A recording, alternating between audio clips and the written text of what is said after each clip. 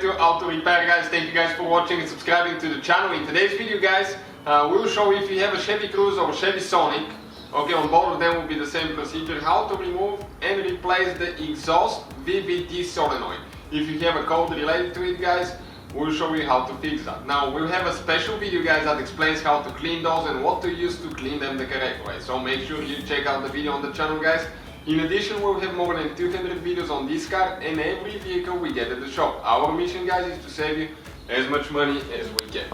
So you can check out, guys, in the description of the video below the part numbers, where we get our parts from. Really good price on parts as well. So what we need to do now, guys, okay, we need to go ahead and open the hood. Okay, and once you open your hood, I'm going to show you where the exhaust VVT solenoid is located. Okay, this is your 1.8 engine. You can see this is your exhaust. On this side, this is your intake. So the exhaust solenoid should be somewhere on this side, and if you're looking closer to the timing belt, this is your exhaust VVT solenoid right here. So now, guys, I'm going to explain what needs to be done to replace that thing. So first, okay, you can see that yellow thing. Okay, we need to pull it back. Okay, like that. Now you can push that thing down and pull it out. Okay, this is the wiring harness. Okay, you can see how it works. Now I need to go ahead and get the tools. We're going to need reverse torques, and there is one bolt that we're going to remove. So now we need a reverse torque socket, guys. You can find this one listed in the description of the video below. Okay, and right here now there is one bolt, okay, that we're going to remove. Okay, this is the bolt right here. Okay, let's come up a little bit so you can see, okay, what I'm doing. Usually, okay, once it starts coming loose, okay, you can usually turn that thing by hand in most cases. Sometimes it will be stuck, but you have to be extremely careful, okay, not to drop that bolt.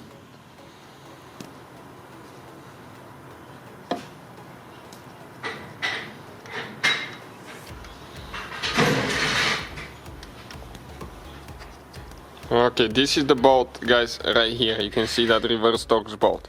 That's what it looks like. Now, what we need to do, okay, that solenoid now, we need to grab it. Okay, and that thing will be, guys, okay, it will be extremely stuck at first. Why? Because there is a seal, okay, and that seal sometimes gets stuck. So we'll need to just go ahead and wiggle it a little bit. Okay, until it comes out.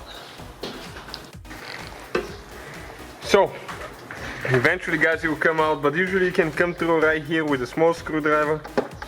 Okay, and pry that thing out. Okay, we're going to leak oil out. This is perfectly fine. This is because the whole solenoid has oil. Now let me show you guys, okay, how dirty that thing is, the screen on the phone. So definitely, guys, okay, this is not a good thing. So let me just put it under the cover here. So you guys have the part numbers and everything listed in the description of the video below to see where we get our replacement parts from. Okay, guys, so you get a new solenoid, you push it in, okay, need to align everything, push it in, okay, really good.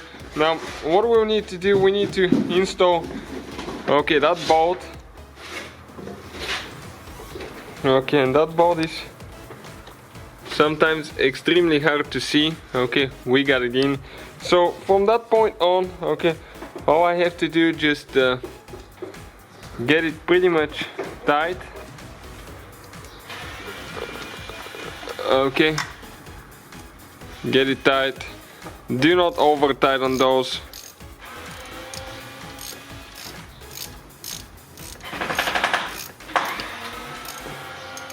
Okay, we're almost done now. Just a little bit more, and do not forget, guys, okay, perfect, to install your connector here. Okay, and let me show you how that needs to be done now.